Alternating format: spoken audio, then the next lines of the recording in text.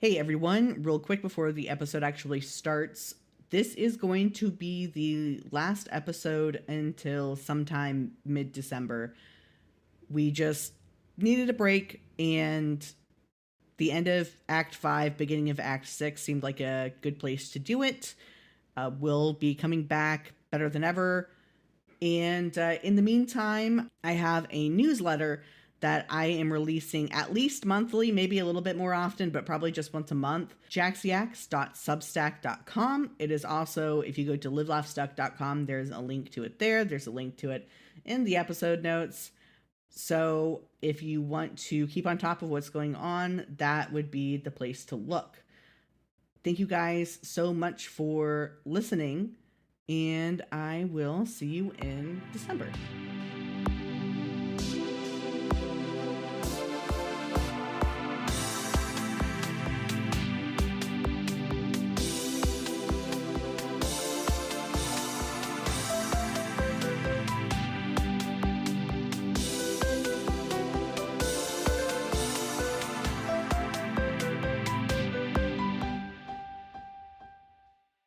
Hello and welcome back to Live Laugh Stuck. I am Jackie, aka Jax. I almost said I am your Live Laughiest Stuck or some shit because I just got blasted back to my fake gamer bro introduction for no good reason.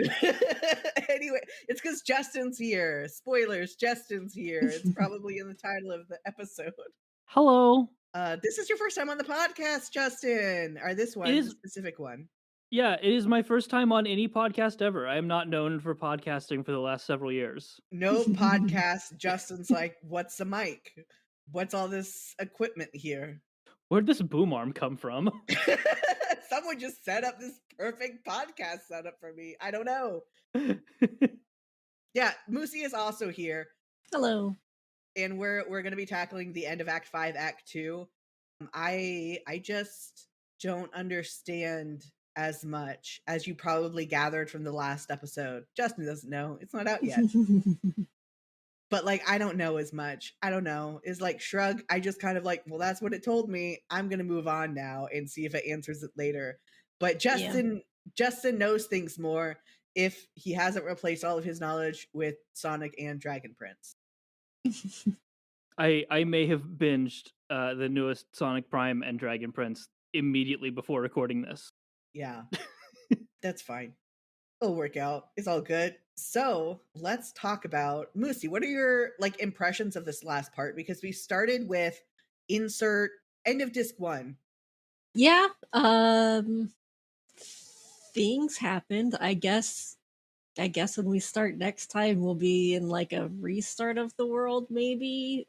That was the kind of the main thing of this part that we've read is they're resetting their game. Yeah. How did you like being in Doc Scratch's house for so long? I I liked the little bar up at the top where it showed like his guests messing around and just like that as the sub story. I found interesting. I was kind of bored by his retelling his own narrative of the story. Yeah, no, it's the first time Homestuck like completely takes over, like the whole thing changes to green. And yeah, I always forget about that little sub story that happens at the top, and I end up having to click back to other things to see what I missed. It's very fun. Homestuck is a wild thing that it does. It's a wild thing that it does, is the sentence I said. You couldn't be more correct. I thought it was interesting, like the first time I read it, to where we click through all the little pictures to get all the mini stories. Yeah. I just thought that was fun. I always have a hard time following things when they keep coming out of order all the time. I'm very sorry about getting you into Homestuck then. I mean, when Homestuck does stuff like that, there's very rarely an implied order that you should go through. With the part in this act where you're just picking up the pictures and looking through them, they're whatever. They're little snippets into the world while Doc Scratch is busy dealing with the other guests. Like, there's not an order to them. The order of them is, near as I can tell, correct me if I'm wrong, not important. Yeah. But then they're like little bits from other parts of the story happening. Like, I don't remember what was going on. Like, Homestuck does go back and forth like a lot. So much. It's a big thing. Like that's really, whenever people talk about Homestuck being complicated and comparing it to like Kingdom Hearts, it's because it just goes back and forth a lot. Like there's a lot to it as well. Like there's a lot of lore and background stuff, but a lot of it is just like the way it is told is a lot of jumping around in time and in different stories all the time. It's what Yeah. makes it harder to understand. I mean, I don't think it's a bad thing by any means. For sure. I think that the explicit way that it jumps around, for the most part, a couple minor qualms here and there, but I believe that for the most part, it tells it in the specific way to make the most compelling story Yeah. and to make the story as easily digestible as it could be. If you like read Homestuck in chronological order according to Homestuck, it'd be a fucking nightmare. I still need to get back to that read through.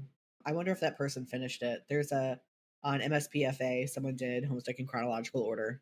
I just figured Hussey was like winging it as they went, and then we're like, oh, I should go back to this thing. Let me go read my own comic. Oh yes, I'll grab this part and tie it back in. I'm sure there's some of that going on. Absolutely. There is some of that. Like, I mean, hi, I haven't listened to the show. Hi, you're but a terrible friend. Why do I have you on here? So you probably already said this like in the very first episode, but when Homestuck started out, it was on a forum as like a choose your own adventure thing. Yeah. It was like Hussey basically put out a panel and said, "Hey, here's the thing. What happens next? You tell me." And it went on that way for a fair bit. And then there's also been some commentary on a couple things. The one that springs to mind is something that hasn't come up yet, where he basically said, "Yeah, I took a look back at what I read and realized that it had to be this way, so now it's canon." I'm excited to get to that point. Or you can DM me and tell me what it is. Yeah, no, it's interesting. It's a convoluted mess of, I can hear the typing, of doing stuff definitely on purpose. Like that he's laying some threads here that you just like won't get for a while. But it's also like, yeah, whatever. I mean, because we talked about, because like, especially because the fandom was so involved with it that I really need to listen to the podcast Homestuck Made This World, because that goes way deep into the fandom lore side of it from what I'm aware of. So honestly, that's one of the reasons I haven't listened to it yet, because I didn't want to just like copy all of their points. But I'm sure there's like some great insight into that, because like I found out through the Homestuck commentary that like Tavros was not initially in a wheelchair until someone said that he was in a wheelchair. Right? Yeah, we talked about that, and like that's crazy. And this one, I forget if it was this one or it was probably this one, where you see the sufferer and there's a mention of, what is it, his holy leggings. That's also from a fandom thing. Like he has long pants up to his fucking nipples because of some fandom thing. It's I cannot tell you how many times I have gone beginning to end of Homestuck. Yes, I can. It's 4. You saying that just now is the first time that it's stuck in my brain. Oh yeah. I've probably read that line 4 times. Yeah, no, I kind of forgot about it. I would always forget about it until Cankry gets brought up for some reason. I don't remember even them. We'll get there. You don't know who Cankry is yet, Moosey. It's fine. I was like, sorry. I mean, we've had some name drops. We've had Dirk be dropped a couple of times with a different guest, because I'm a Dirk Kinney. Listen, it happens. Dirk is a name that you know now. Yeah, I mean, isn't it part of your Twitter handle or something? Yeah, my Homestuck Twitter handle is Dirkification. Like, just so everyone's like aware. Everyone knows. If you listen to this podcast, you fucking know. My podcast theme song is Dirty Dirtkin. So that's the shortened version of the theme song title. So we let some names drop. Like, I mean, Moosey knew who Moosey was aware Vriska existed forever. Anyway, so we'll get back to the summary. Yeah, so we see all the little vignettes from Doc Scratch's perspective as he fixes the disc, because he is a scratch doctor, so it's not only a play on billiards terms, it's also like, the scratch doctor that fixes your he's CD just scratch. there to fix the CDs. Yeah. Yeah. Anyway, so he's doing his thing, and then he gets mad because fucking Spades and Snowman make out because he's a hater. The fucking impropriety. He hates heterosexuality, which is why he gets so mad. Is that actually part of the text, or No, I mean, I can extrapolate that being part of the text, but I can't explain that to you for a long time. Probably not until the end of the comic.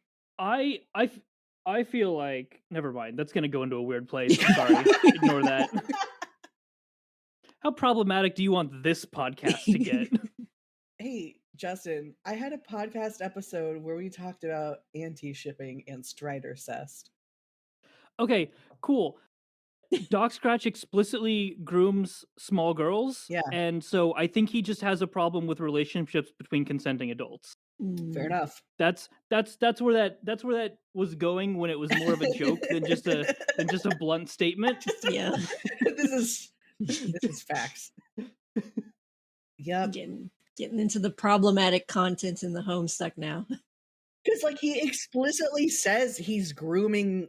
Yes, I think he does use the word grooming. No, he explicitly uses the word grooming for what is the ancestor name? I'm about to use a name that's not the old, that's not her name. Maid of Time from the before times.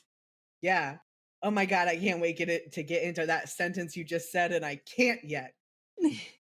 But what is, like, they all have, like, they have the Sephira, the Summoner, the Handmaid. Oh, the Handmaid.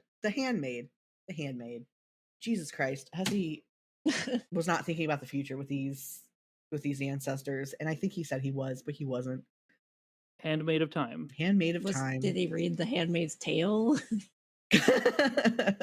But anyway, explicitly is grooming her. I think her timeline is the most confusing, and I think this is the first time I have read it and understood it. Because her timeline happens like all at the exact same time as we're seeing it, basically. Yeah, it's wild. You know what? We'll just get to the good shit. We'll get to Cascade. What were your? I mean, I have your impressions of Cascade. You live. Do you want me to just? Do you want me to just read what I texted you? Yes. So I paused before I started watching Cascade because I was like, here it is. This is the thing that people have been hyping up and stuff. Because you can watch so many animations after you've watched Cascade. Right. I mean, also, like, when somebody asks, like, hey, why is Homestuck cool? Cascade is generally the first thing that comes to most people's minds, I feel like, or some part of it, at least.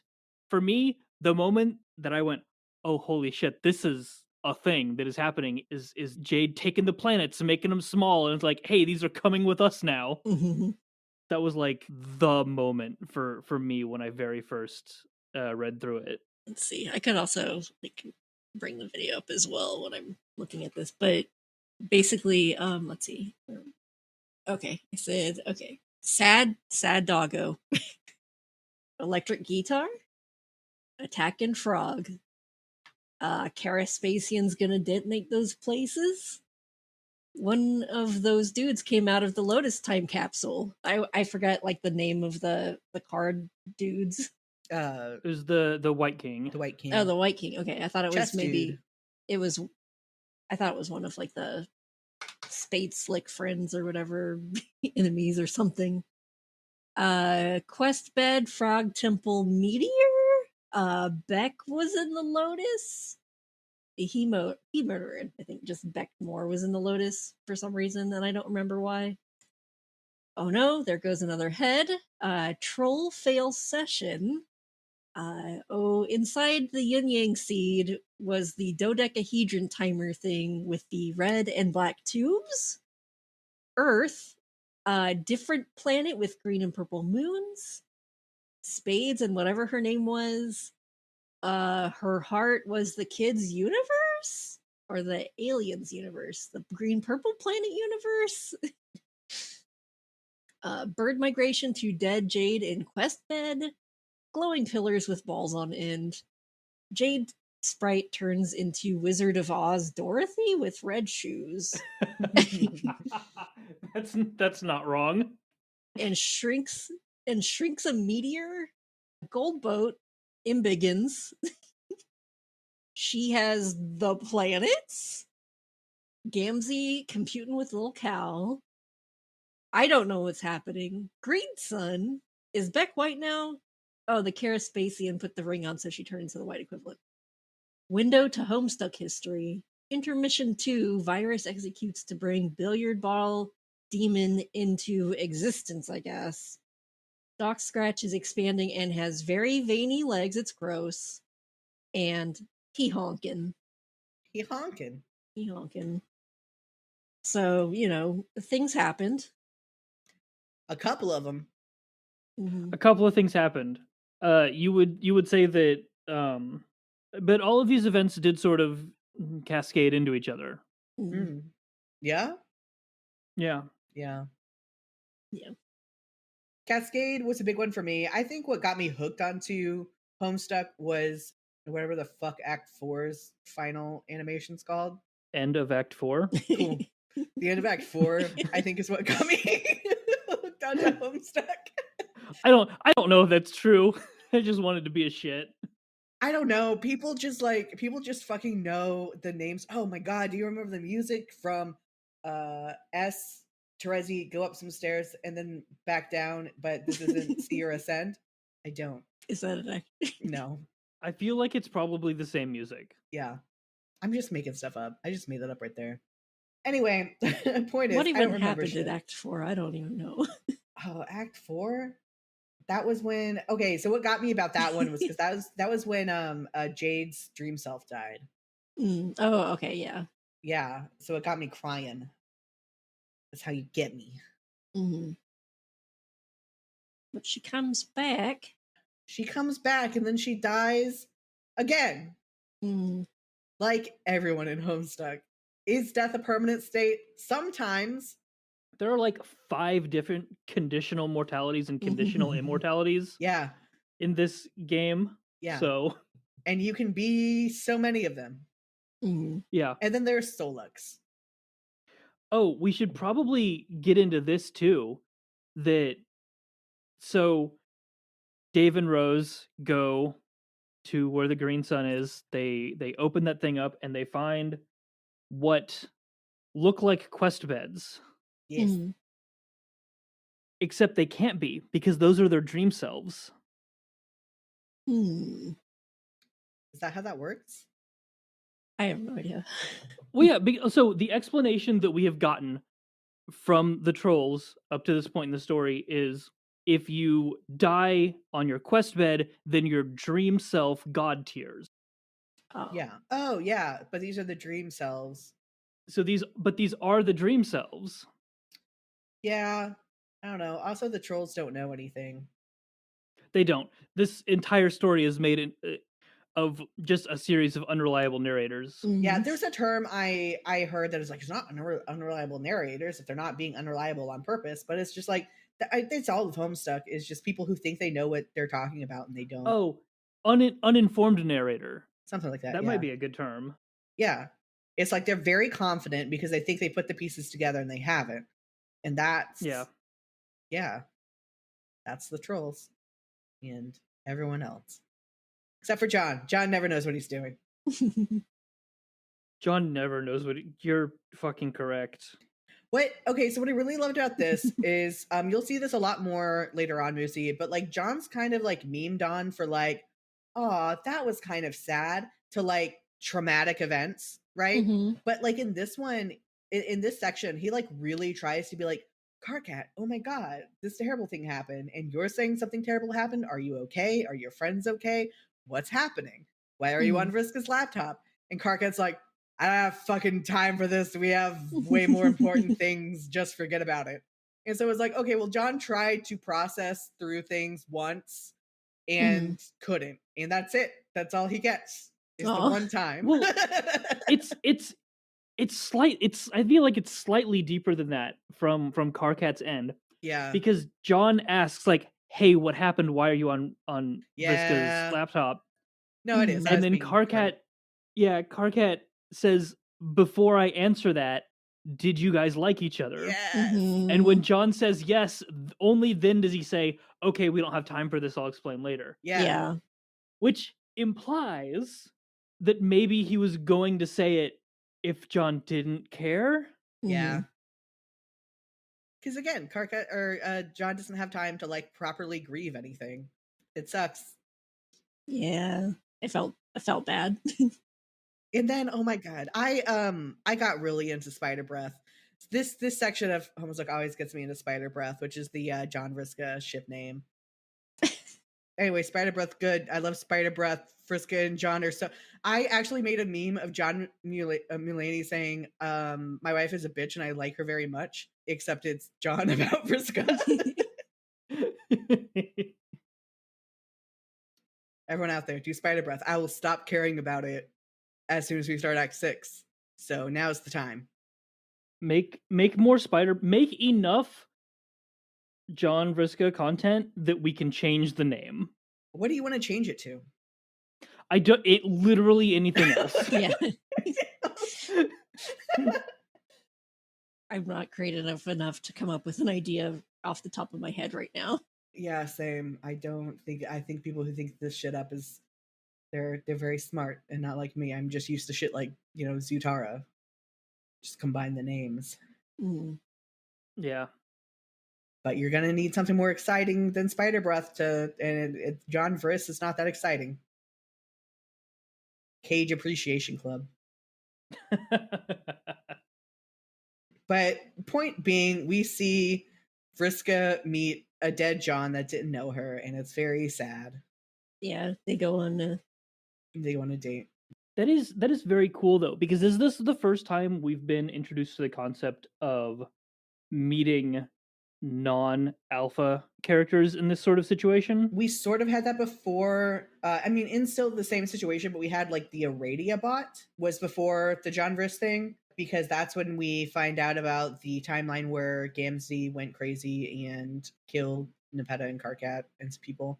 But Aradia bot like shows up in the alpha timeline, so it's kind of different. I don't know. Yeah. But yeah, it's interesting. Dream bubbles are great. I'm looking forward to Act 6. Gonna have a lot of dream bubble action. Yes. Act 6 is about twice as long as the entire comic so far. What? Is it? I thought we were halfway. Oh, like the entirety of Act 6. Because we are about halfway through the comic, and the only thing left is Act 6 and Act 7. But Act 6 just has a lot of parts. Act 6 is fucking enormous. It is. Have fun. It's great. It's gonna be great. It's gonna be great. It's gonna be great. I'm very excited personally. Because I'm a dirt kitty. And you just don't even fucking know who he is yet. It's like my favorite character, you just doesn't exist yet, and you've read so much. Anyway, let's get to your questions. Well, as I was going through the recap, I just don't even know what all to ask, because it's, again, kind of like you said earlier, maybe I'll just go with it and they will explain it all later. Yeah. Or it'll come up again or something, but then I'll forget this stuff by the time we get around to that, so then I have to go watch a bunch of recaps or something. Well, the thing is, your first question that you put in the group chat is about Vriska, so I am going to talk about it. Why does Vriska want to be responsible for the happenings in the game / the rise of Beckmore? Which I might have even asked last time as well. I just don't remember things. Yeah, I don't remember you asking last time, but it's because she's Vriska, because there is a poetry in being the one responsible for the big bad that you are then going to defeat. It's because she has control issues, and she just has to meddle in everything, and it's going to happen anyway. So if it's going to happen anyway, why shouldn't she be the one who causes it and increase her own importance? Because the aspect of light is about like narrative relevance, is about the spotlight. Like it's about knowledge and stuff too, but it's about luck and the spotlight and all of that. And Vriska is a thief of light. She is a thief of the spotlight. So if she can be in charge, she can. Oh, I just hit the mic. If she can be the one responsible for what happens, then that's like the fucking best. I guess. Also, Yeah. people do not talk about this as much in fandom. Like obviously, there's Frisk Course, as it's called. I don't know if it's with a K or without a K. Either way, there's Vrisk Course, and like people like list her sins, and they so very rarely bring up that like she caused every bad thing that's happened in Homestuck up to the end of Act 5, Act 2, like one way or another. I'm exaggerating a little bit, but it's a lot. Like she gave Jade narcolepsy. But that's fine because I love her and she's terrible. Let me float a tangential question. Go for it. Do you think that her making herself the cause of everything in her own way is trying to make up for the sins of the past? Because yes, she is responsible for these bad things, but then she also takes it upon herself to be responsible for the kids, especially John's growth in order to overcome the obstacles that she has then created. She is playing hero maker. She is a DM that got a bit out of control. Yeah. So like the win is her fault as well. So yeah, no, absolutely. Like she creates this scenario where everybody succeeds over the biggest thing possible, and that one act of good is so fucking big that it overrides all those kids she fed to a spider. Yeah. Like I don't know. I don't know what my psyche would be if I had been feeding kids to a spider my entire life. Yeah, there's a really good comic that I want to send you. For a while, there was a thing called was it just called Paradox Space Comics or something? I think it was just Paradox Space. I think it was just called Paradox Space. Yeah. But it was like unofficially canon comics that were like on like a Homestuck owned like website and everything. But like obviously like some of them like straight up could not be canonical, and some of them like just like, oh, this was a neat thing to imagine that happened. In one, there is a comic that takes place right after Vriska gets her like eye and arm blown off, and it just like really delves more into her and like constantly hearing her spider mom at like needing food, like demanding food. So it's real good. I might have to send that because it's a classic. It's a classic for Vriska likers. It's very good. You know, you can actually buy a physical copy of Paradox Space. The whole thing, because I heard that there was like 2 halves or something. I don't know. I know there is a comic up on Amazon called Paradox Space that has the comic that you're talking about in it. I will put that on my Amazon wish list posting. I say it's on my wish list. I've been waiting for the price to come down because it's not in print, so it's ridiculous. Oh yeah, that'd do it. Is there like so it's published online, right? Not all of it. So some of it is only in the comic and some of it is only online. That one was only in the comic, but it was so good that it is available online. People have scanned it. Yeah. Because it's fucking great. And then another fucking great thing. Sorry, if I bring up Paradox Space, you guys, and by you guys I mean the listeners, have to know about, God, I forgot his fucking name while I was talking about him. What is your name? Zach Morrison. Zach Morrison is the creator of the comic Summer Teen Romance. So Summer Teen Romance is like one of the most known of the Paradox Space comics. It is completely like, I mean, technically it could be canonical in a way, I guess, because it's Carcat who has a script for a movie called Summer Teen Romance, and it's just so funny, and people love it. And then they don't go on to look up Zach Morrison and see that he has his own comic Paranatural, that if you love Summer Teen Romance, go read Paranatural. Please. Anyway, that's that. That's where I am. More comics. More comics. These are like normal comics, though. Hmm. If you want like stuff like Homestuck, go read 177776. I forget how many sevens are in it. Next question. Or Yeah. did that satisfy? Do you have any Yeah. questions based off? I could keep talking about Vriska. I think I remember us talking previously about control issues or something like that with her. Yeah, Maybe it was like a couple episodes before, but could be. I do love talking about Vriska. my next observation was I think I just need a diagram of Liv Taylor's the bunny's The bunny. journey. The bunny has like 70 different names. Every time Yeah. a kid gets the bunny, Yeah. different name. Yeah. That diagram cannot be provided yet. Yeah. Yeah. But there is a diagram. Has someone made? I believe later the comic shows us the entire thing in a flash, if I'm not mistaken. Maybe. Okay. I know. So I think I sent you one that had like mild spoilers. Yeah, I didn't look very close at it. Yeah.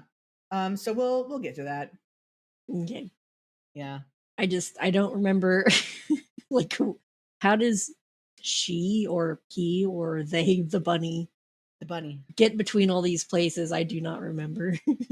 Yeah, no, like Liv the bunny and Lil Cal all need their own spreadsheets to figure out what the fuck is going on with these guys. I know Lil Cal gets one. Yeah, Lil Cal Def gets one. Worst character in Homestuck. Gamzee. Lil Cal. I'm saying that because it was in Dami's like top 10 or something whenever we did one of those character ranking things. Lil Cal is pretty fucking bad, I'm not gonna lie. Like Is it just that he does nothing, or does he do stuff later in the comic? I feel like the first panel, Lil Cal was the worst character in that Homestuck. also, but Lil Cal is so goddamn important. So goddamn important. You could also answer Lil Cal for the most important character in Homestuck. You probably could. Lil Cal might have more narrative importance than Vriska. Actually, that's like a Hussy commentary thing, because there is a point where we say, now let's go to the most important character in Homestuck, and it switches to Gamzee, but it's Gamzee with Lil Cal. Yeah. So yeah, I mean, maybe. And they just had to make Little Cal so unnervingly ugly and dollish. There is I don't think that we've gotten to it yet, but at one point in Homestuck there is a picture of Hussy with a real life Lil Cal. Oh yeah, that's the thing that's like in the comic, not just like a fun thing down in like the newsletter below or something. It's in the comic. It's to canonical to the comic. Yeah. Like, because that's another crazy thing about the end of Act 5, Act 2 is Hussy like has been like a self-insert author writing up recaps and shit, but in this he literally pops out of the fourth wall to beat up a now puppet Doc Scratch. Yeah. Okay, so that's another thing that should probably be touched on, is that Handmaiden this entire time in Doc Scratch's house is messing with I believe they call it the fifth wall. Is the fifth wall? I thought it was like the fenestrated. All of the walls like that are called fenestrated walls or fenestrated windows. I think this one specifically was called the fifth wall during this.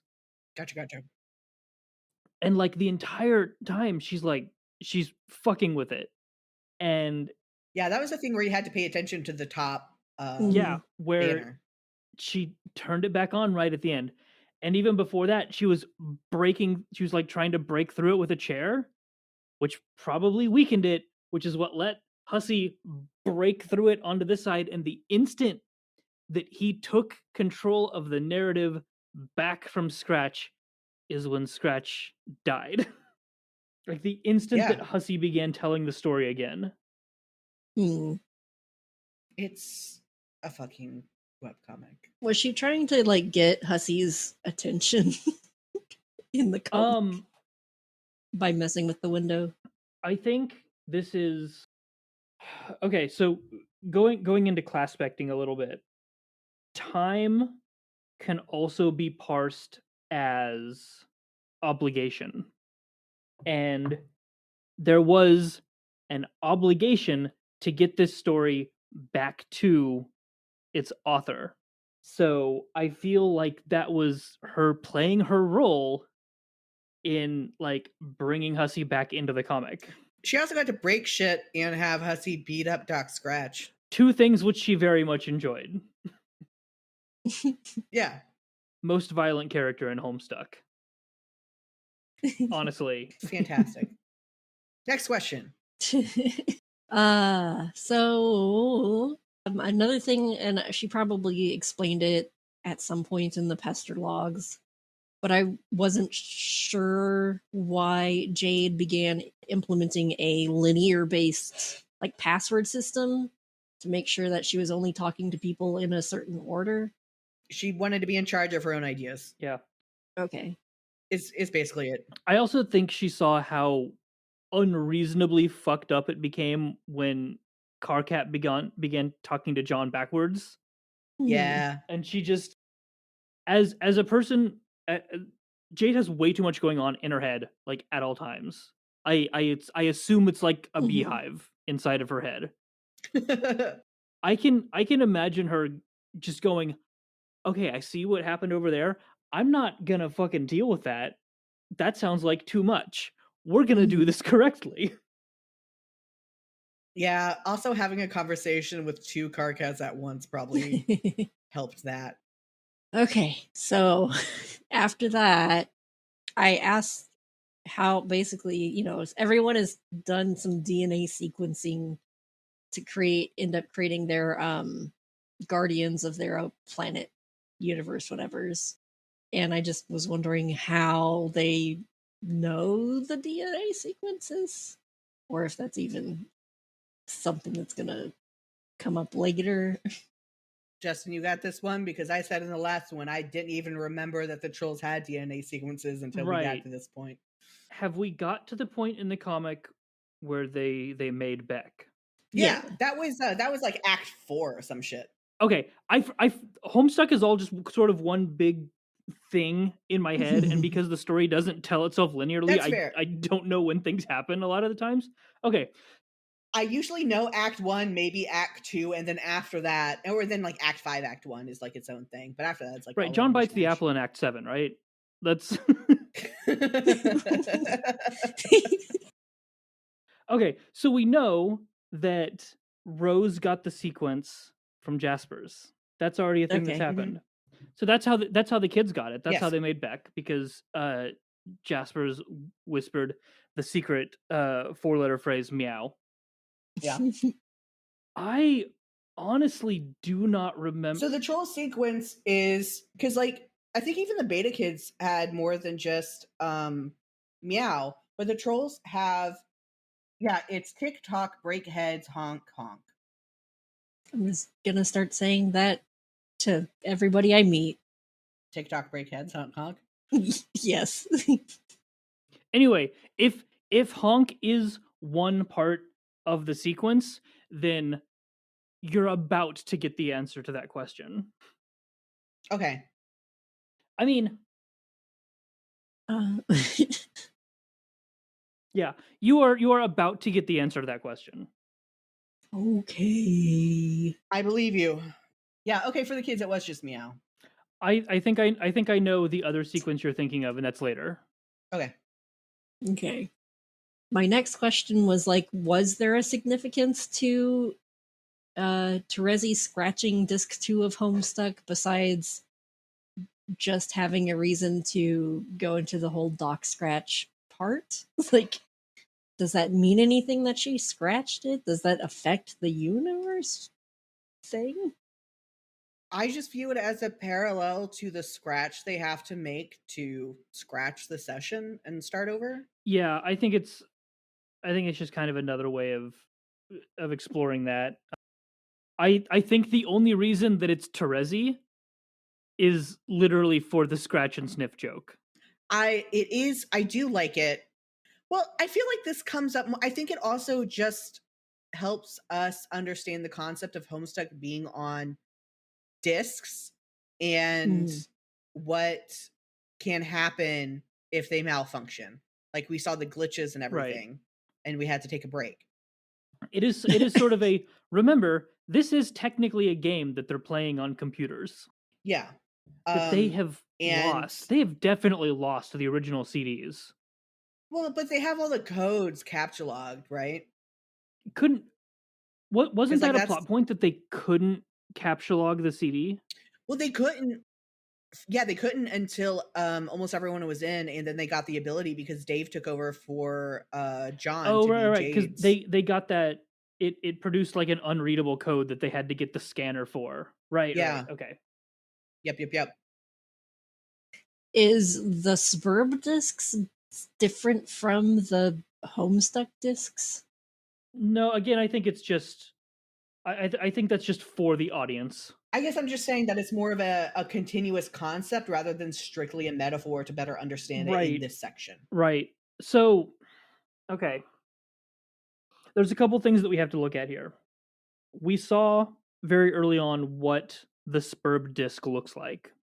Mhm. And when it shows us the two discs in a folder, disc one does look like the Spurb disc. And then disc 2 looks like the beat mesa that we're about to scratch. Okay.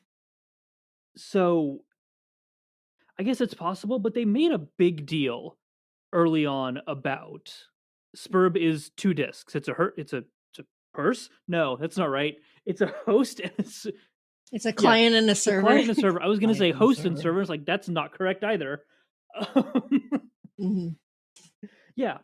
So they made a big deal about Homestuck being, or Spurb being only those 2 discs.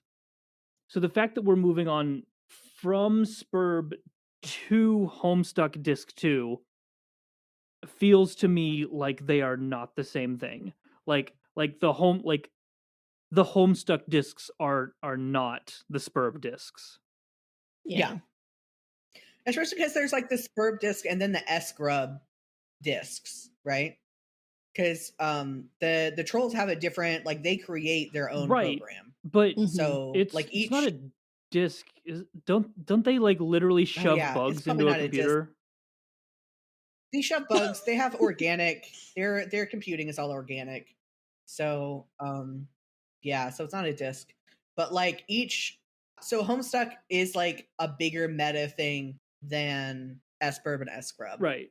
Okay. This is a thing that has happened like many times, and it's basically continuous. Like, you know, the trolls made the human universe by beating the game, and then Mhm. by the humans beating the game, they would create another universe that would then eventually go on to create the game again and make another one, and so on and so forth. And into the past as well, like somebody else made the Trolls universe going backwards. Mhm. So it's not like the story of Homestuck is revolved around this like compact thing, but the game of Spurb, or its various iterations in other languages, has been this like big cosmic chain of stuff. At least that's what's sort of implied. We did talk about in the last episode about the OG Adam and Eve playing S-Burb. Mhm. Right? What's really great, I don't think this is a spoiler, but at some point, I forget if this was fandom and then it became canon or what, but at some point it is implied that Obama plays Yes. S-Burb. Yeah. Well, because also remember that like Spurb went out to a bunch of fucking different people. Each one of them had their own session with their own Incivisphere and their own Skya. Yeah. I forgot about But that part. isn't it, doesn't somebody say, maybe an unreliable person, but I think somebody says that on any planet only one session is ever viable maximum? I can't remember. That sounds true. So then would other people playing their own sessions also be teleported ish into their own servers Yes. too? They're put into their own servers, but So then it is entirely possible for the game to spawn unwinnable sessions. Like with this one. Yeah. Where literally the win condition never spawned and instead they got a bomb. Like, yeah. Yeah. Well, then how would doing the scratch change that? Because it's still the universe created by the trolls. And the trolls didn't do a good job on their frog or whatever. They haven't explained what the scratch is yet, right? Other than just saying it's a reset. It's the reset, yeah. Okay. They I mean, I feel they sorry, didn't they go into it a bit more? Didn't Scratch go into it a bit more during his session? Well, I mean, section? when Homestuck talks about the limitations of a reset and like the exact process of it, of how Skya does the reset, is I feel like I think that's later on in the comic, because they actually do explain that really succinctly and well. Oh. Okay, well, I'm gonna explain. I'm gonna talk about what they've explained so far, and I don't know if that's what you're talking about, or if there's more explanation that I've forgotten about, because that sounds right, because I didn't remember it. But like, there is a part where Dark Scratch talks about how like the Trolls session is the result of a Scratch session, and they kind of go into the detail about that, about how like the OG people are no longer the heroes of it, and now like they're the ancestors, and they happen like far in the past, and now they don't get to be the ones who try the session again. Yeah. I'm like 90% certain the thing that I'm talking about has not been explained yet. Oh, the teleportation portals? Like the meteors? In relation to the scratch specifically. Oh, my bad. I don't know. Maybe not. I Because I can only remember the meteors. I'm relatively certain that's an Act 6 thing. I think that's okay. This is why we got you on. I think that's a late Act 6 thing. Like open So bound. we'll figure it out in a year. Yeah. Yeah. Like it's I like it. It's a really cool explanation. It's very fun to think about from like a technical mechanical perspective. So I don't know. As a programmer, enjoy it when it comes up, I guess. Okay. Yeah. Yeah, I don't fucking remember.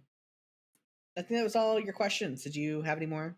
Not that I know of. I don't think. Fair. Yeah, it's a doozy. Now we're gonna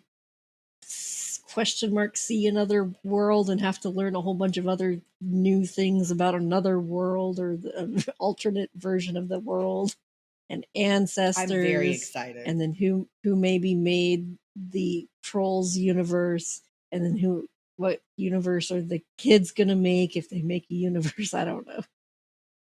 I'm excited. X6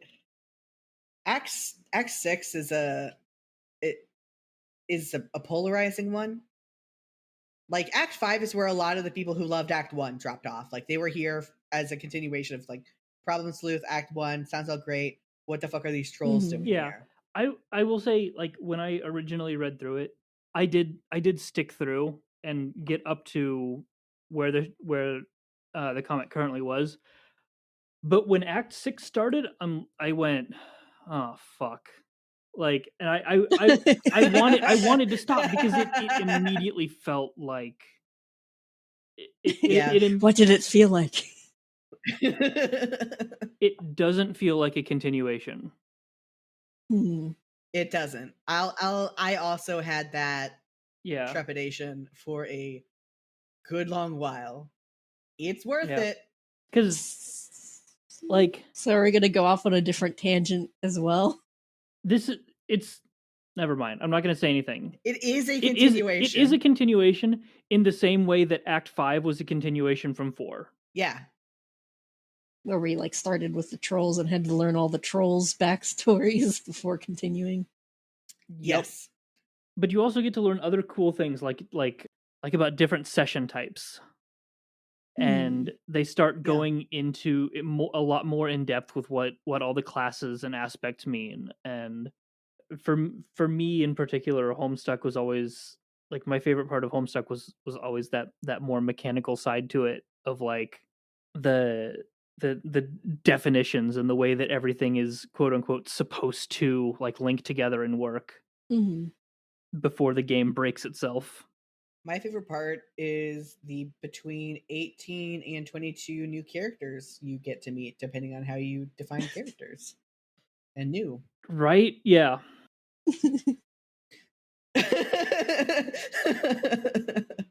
Technically, you meet anywhere between 0 and 22 new characters. Yay. Right.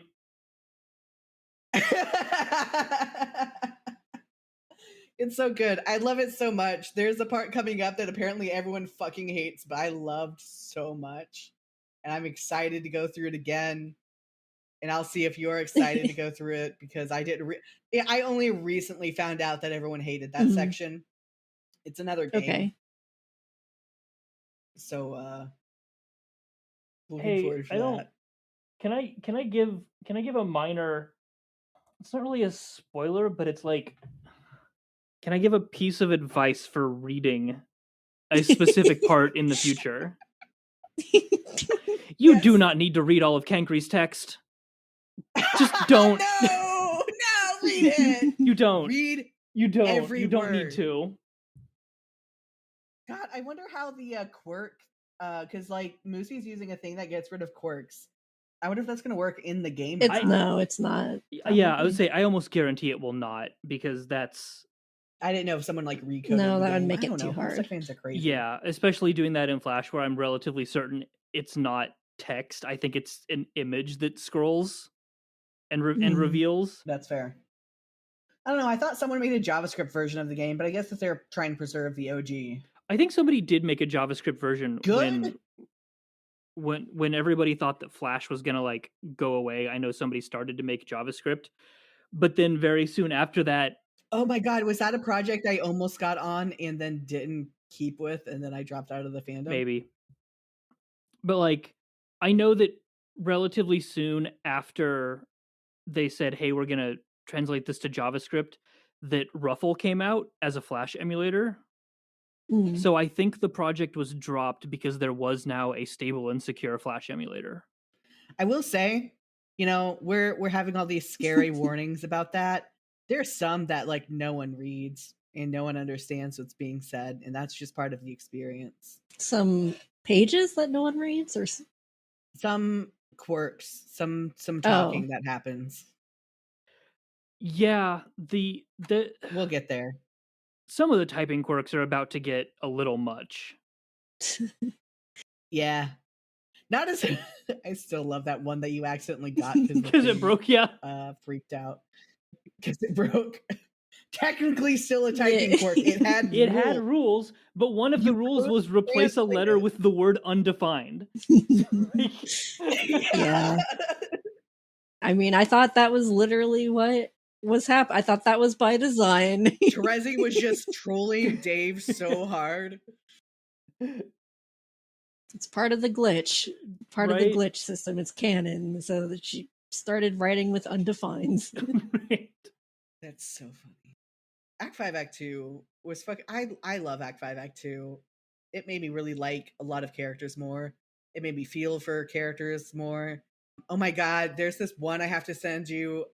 There's this lyric stuck that's Blue Lips by what's her name? Regina. I want to say Regina George, but that's obviously not it. Is it Regina Spektor? Is that? I think so. Is that who wrote that? Okay. The Blue Lips. Like, if you don't like Equius, you watch that and you like Equius just a little bit. It's a lot of like classic, like this is a Homestuck. If you like this song, it's because you like Homestuck. A lot of those classic ones came out around this point. Murderstuck did wonders for the fandom. If you want to get people hype about your shit and create things, murder some fools. Yeah. Oh, is that just murder? Is that what this part where Gamzee was killing everyone is called? Is just Murderstuck? Yeah. Yeah. Like Gamzee, Aridin, and Vriska killing everyone is Murderstuck. That's what they call it. It's very on the nose. We got Lyric Stuck, where you make like an animation or some sort of music video, like an AMV, but Homestuck. We got Sad Stuck, when things are sad. So is Moosestuck like the way the Game of Thrones fans talk about the Red Wedding or whatever? I haven't seen any Game of Thrones. Oh my god. Oh my god. The Red Wedding would have been like, oh my god. Oh my god. Sorry. My whole like, oh my god. Like my brain is just warping around viewing the Red Wedding from the lens of Homestuck Murderstuck. Because it was like equally invigorating, right? You were like no one expected the Red Wedding, I guess, unless you read the books. But I didn't read the books. Fuck reading. I haven't read the books or watched the show. Yeah, neither. As a side note, the reason why I'm not interested in Final Fantasy 16 is because people keep saying it's very Game of Thrones-esque. It's like, I don't care. I hear that's just from like the political intrigue and not from like doom and darkness of that type. No, it's kind of, but it's the front half of Final Fantasy 16 is very Game of Thrones without the incest. But then the back half of it, the game remembers that it's Final Fantasy and starts to do all the Final Fantasy tropes again. So the only 2 Final Fantasy games I've ever beaten were a Final Fantasy Tactics Advance. Okay. And then Final Fantasy 12 Revenant Wings. Why are you only playing side games? I played more. I just haven't beaten them. Yeah. That's fair. I've gotten to some of the end bosses and just not beaten it from there. And then for Final Fantasy 8, I got to the end of Disc 1, and then Disc 2 didn't work. And so it wouldn't transfer everything over. So I beat that last boss of Disc 1 in so many times trying to get it to work. Oh, that sucks. Did your Final Fantasy 8 disc get scratched? Better take it to a groomer. Oh god.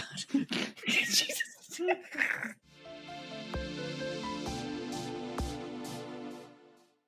Hey, it's me, Tensei. You know, this bit totally isn't 80 yard, but if it were, you should check out the Ko-fi for the original cut. You can find me primarily behind the scenes of every tabletop actual play project on the Bard Rock network of shows, or in front of them on the flagship show Bard Rock Cafe, playing as the known liability Nodir Kosain Amber. We may even have a Homestuck game that needs some cast coming up next year, so keep an eye out if that sounds interesting to you. If you want to hear more of me just sort of rambling about my passions, I was recently on an episode of the Hyperfixation podcast where I talked about open time loops in Ben 10 for 5.5 hours. It's a good time, and I'm gonna do it again. That's all I got. Back to you. Or forward to you. Whatever. Thank you to Dami for composing the theme song and editing the episode. You can find more of her work at soundcloud.com/dominothief. Shout out to our fakest fan tier supporters, Danny the Spoonlord and Tezrak. You can become a supporter and receive early episodes and bonus content for as little as $1 a month over at ko-fi.com/jaxyax, or simply give a one-time tip. For information on and links to my other projects, head over to jaxyax.com.